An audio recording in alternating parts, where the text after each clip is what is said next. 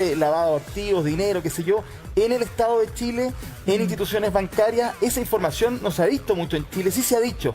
Llegaron bandas internacionales, hay mucho más movimiento, hay más territorio controlado por ciertos grupos, pero parece que nos falta investigar o falta información con respecto al daño al Estado y a los funcionarios. Preguntémosle a un experto, para lo mejor tiene la respuesta más precisa que nosotros. Se trata de Rodrigo Reyes Duarte, abogado de la Universidad Diego Portales. Trabajó en el Departamento de Investigación de Lavado de Activos del Consejo de Defensa del Estado, socio y fundador de la consultora Prelafit Compliance. ¿Cómo está? Qué gusto saludarlo, Rodrigo. Gracias por estar con nosotros. Hola, Ángeles. Tenemos varias dudas. El gusto es mío, Ángeles. Un placer. ¿Qué tal? Un gusto. Sí. Teníamos varias dudas con respecto a este tema. ¿Qué tan adentro o qué tan corrupto está el sistema finalmente por este lavado de activos que finalmente termina siendo lo más silencioso y aparentemente, o lo que nosotros sabemos, es lo que menos ha atacado? Sí, bueno, evidentemente en Chile resulta un problema porque Chile es un país que tiene un sistema financiero bastante robusto, en que el secreto bancario también es un secreto bastante estricto y que requiere una serie de medidas para efectos de poder combatir este flagelo, ¿cierto? Combatir el lavado de activos y fundamentalmente tratar de combatir estos delitos de organizaciones criminales donde más les duele, ¿cierto? Es en el dinero. Claro, a propósito de la plata, pero ¿nos podría explicar qué es el secreto bancario para que lo entendamos todo y bajo qué conducta o persona o qué condición finalmente uno tiene este secreto bancario? Sí, cuando usted abre una cuenta corriente, ¿cierto? Cuando usted tiene acceso a algún producto bancario o en alguna institución financiera, uno esperaría que esas transacciones estuvieran amparados bajo algún deber de reserva de la institución que está recibiendo esos dineros y lo está administrando por su cuenta. Y eso es lo que se conoce como reserva o secreto bancario. Ya. Simplemente. Sí, ahí quiero preguntarle, abogado, lo siguiente. Usted, la experiencia que ha tenido, ¿ha conocido el caso de alguna mujer como la que veíamos en este reportaje a cargo de precisamente la operación de lavar dinero? No, yo diría que este caso es bastante particular. Normalmente las imputaciones por lavado de activos se hacen a los miembros activos de la organización criminal, es decir, a aquellos sujetos que además están trabajando, o sea, operando en el negocio ilícito, por ejemplo, que están traficando droga. Correcto. A esos sujetos fundamentalmente se les acusa de lavado de activos, además de narcotráfico. Perfecto, pero ¿por qué cree usted que en el caso puntual de Isabel Pérez, ella pudo operar durante tantos años sin ser detectada? Sí, bueno, llama la atención que ella pueda operar durante tanto tiempo sin ser detectada. Probablemente ahí falló algún control. Sabemos que las instituciones financieras, los bancos en general, las instituciones financieras, pero no solamente los bancos, sino que también todos los denominados sujetos obligados a informar a la unidad de análisis financiero, deben tener sistemas de prevención del lavado de activos. ¿Y ahí qué falló, diría usted, abogado? Perdone que lo interrumpa. ¿Qué podría haber fallado justamente para que no se activaran las alarmas? En este caso, por ejemplo. Sí, el principio fundamental, que es conocer a su cliente. Cada empresa financiera tiene el deber de conocer a su cliente, lo que se denomina en el extranjero Know Your Customer, ¿cierto? Conocer al cliente, lo que el ejecutivo hace. Cuando usted, Mirna, por ejemplo, deposita 300 millones de pesos en una cuenta, lo que uno esperaría ahí es que el ejecutivo de cuenta le llame por teléfono, ¿cierto? Lo contacte para efectos de conocer por qué usted depositó esa cantidad que es inusual en su movimiento normal, corriente. Correcto, o sea, si no te llaman, si uno no la llaman, es como que raro todo lo que está pasando aquí. O sea, se lo pregunto en serio, porque uno tendría que sospechar que cuando las alarmas no se levantan, no se activan, puede haber participación de personas que pertenecen al sistema financiero que estarían colaborando con el proceso de maquillaje o de lavado de activos en este caso. Sin duda, Mirna. Lo que pasa pareciera que lo que pasa en este caso en particular es que pudiera haber sujetos que están o encubridores, ¿cierto?, o cómplices derechamente del delito de lavado de activos, ¿cierto? Participaban conjuntamente con esta persona para efectos de ayudar a lavar estos dineros, ¿cierto? Sabemos que lavar dinero consiste en eso, en ocultar, en disimular el origen de los que provienen de un ilícito. Claro. Rodrigo, aparentemente este delito no estaba siendo investigado como corresponde, porque desde hace mucho tiempo se sabe la cantidad inmensa de dinero que manejan los narcotraficantes y siempre se va a los eslabones más intermedios o bajos. Es difícil pesquisar justamente a quienes están arriba en la cadena superior. ¿Qué falla en la policía, en el Ministerio Público? ¿Qué está fallando que no se llega a esos eslabones superiores? Por ejemplo, veíamos en el caso de esta mujer que tenía una propiedad de 1000 UF en un sector muy exclusivo de Chicureo, tenía varias propiedades en Viña del Mar. ¿Cómo no saltan los fusibles ahí que alerten al sistema? Sí, esto funciona fundamentalmente a través de un esquema, diría yo, bastante extendido de señales de alerta. Lo que uno esperaría es que estas señales de alerta se fueran nutriendo con la casuística, ¿cierto? Con diferentes tipologías que van surgiendo. Entonces, por ejemplo, que un sujeto que no tenga una actividad conocida aparezca con algunas inversiones importantes, resulta ciertamente una tipología, una señal de alerta que esta institución, como una institución, debiera reportar a la unidad de análisis financiero y esa unidad de análisis financiero trabajar ese reporte para efectos de suministrar el antecedente al Ministerio Público y que ese Ministerio Público inicie una investigación.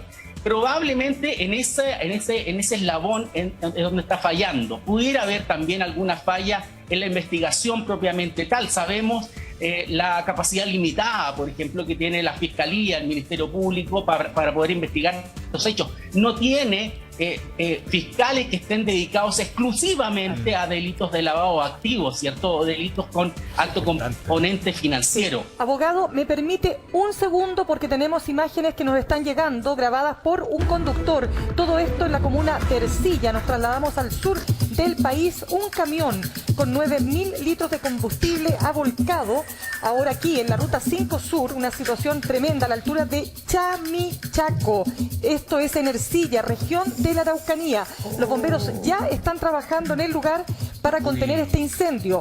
Nuestra corresponsal está viajando precisamente a la zona para determinar además cuál es el origen, si esto fue un accidente, si esto es víctima de otra situación que pudiera deberse a un atentado. No lo sabemos, es una noticia que está absolutamente en desarrollo. Ahí tenemos las imágenes impactantes.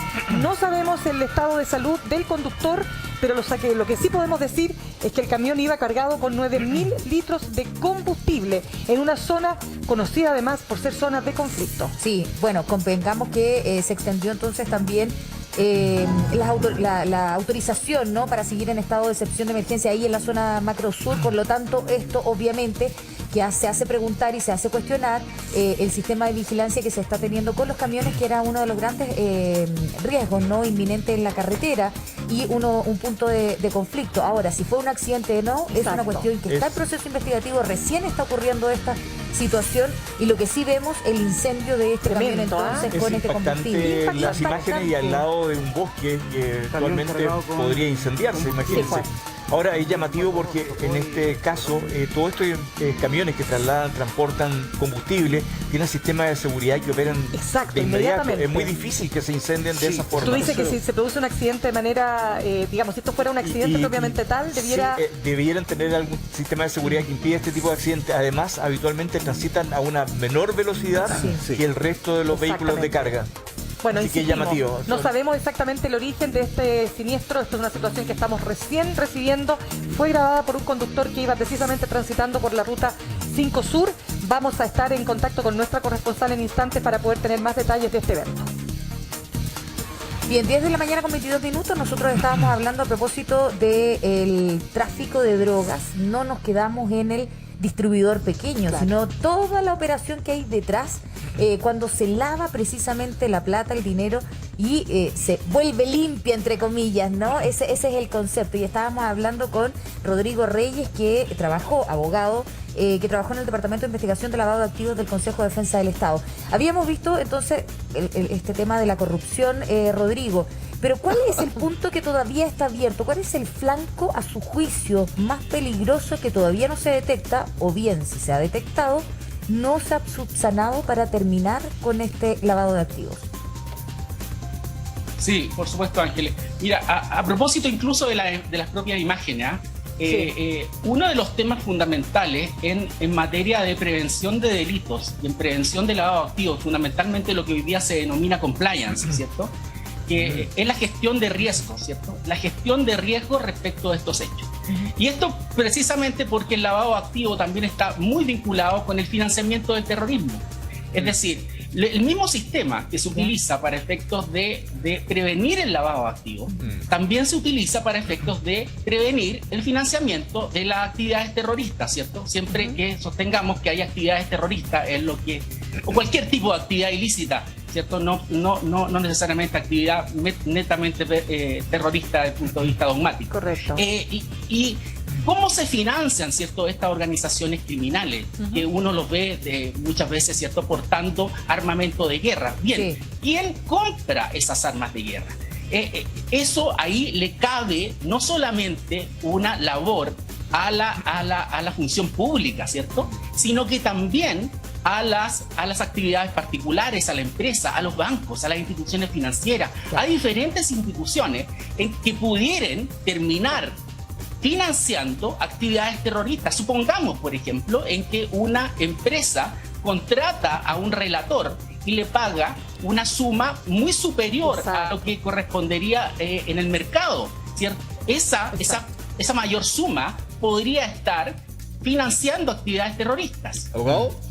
Yo quería saber precisamente eso, porque claro, se habla de que las alarmas no suenan a tiempo, o que a lo mejor nuestro esquema, digamos, ¿no?, respecto a estos temas no es tan pulcro, no es tan fino, ¿no? Entonces la pregunta es, ¿cómo hace una empresa para poder percatarse que está eventualmente empezando a tener contrato o trato con una organización criminal, ¿no? Usted le está leyendo una entrevista antigua que ocupaba un buen ejemplo, que es como una buena manera puede ser como lo que hacen los casinos, ¿no? Que tienen como gente infiltrada viendo cómo se empiezan a mover las platas, ¿no? Interesante que pueda explicar eso. Así es. Sí, claro. Sí, evidentemente hay una serie de industrias, ¿cierto?, en que están especialmente vulnerables, ¿cierto?, a que pudiera existir algún tipo de conducta para efecto de lavar activos, como los casinos. Por ejemplo, una persona entra al casino y tiene obligación el casino de reportar si usted compra fichas por sobre el umbral de reporte. Exacto. Por ejemplo, $10.000. Usted entra al casino, compra fichas por sobre el umbral de reporte, inmediatamente el casino tiene que reportar eso a la autoridad, a la unidad de análisis financiero. Un reporte de operaciones en efectivo sobre cierto modo. Pero ¿qué es lo que hace el lavador de activos? Compra a través de diferentes pitufos, se le llama, ¿cierto? Smartphone. Claro. Diferentes pitufos, diferentes personas que colaboran en esta actividad de lavado, compran fichas por bajo el umbral de reporte, justo por bajo, ¿cierto? Imaginemos $9.500. Y muchas personas compran fichas, se juntan adentro, le entregan las fichas a un sujeto, ese sujeto va a la caja y dice: me gané este premio de 100 millones de pesos. ¿Cierto? Si esa actividad sucediera, al menos del punto de vista de definición, tendríamos ahí una actividad de ocultamiento, de simulación del origen de los dineros. Esos dineros pueden tener un origen ilícito y por lo tanto ahí estarían lavados, ¿cierto? Eso es una actividad de lavado utilizando el casino. Abogado, y si trasladáramos ese ejemplo, que es súper gráfico, porque así ¿no? ¿Es así más o menos como también funcionan de repente organizaciones criminales lavando dinero en el sistema formal? También podría... las organizaciones criminales, lo que se ve a nivel internacional y lo que se ve a nivel local también, utilizan a veces las instituciones financieras. Por ejemplo, las casas de cambio. Las casas de cambio... había un caso antiguo en que una casa de cambio se prestaba para efecto de lavar dinero que provenía del narcotráfico colombiano. Se traían dineros en alta denominación, billetes de 500 euros. ¿Se imagina usted un billete de 500 euros? Imagínese. Eso, claro, supera el paradigma del billete de $100, el maletín, ¿cierto? De Exacto. $1 millón en un maletín, ¿cierto? Claro, claro. Un turro de billetes de 500 euros a $1 millón. Se traían físicamente esos dineros a Chile, ¿Ya?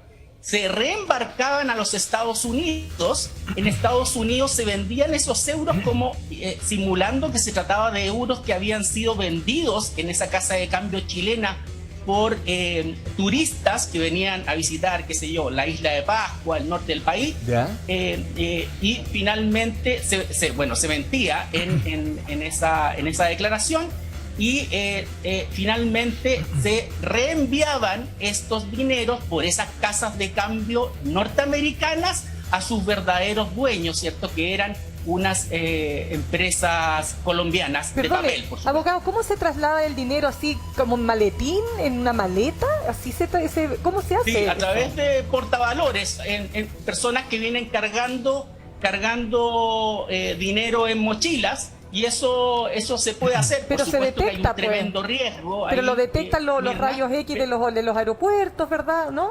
Sí, pues, Sí, ¿no? lo declaraban. Es que está declarado. Los declaraban, pero hay un límite. Declarando incluso, Son miles.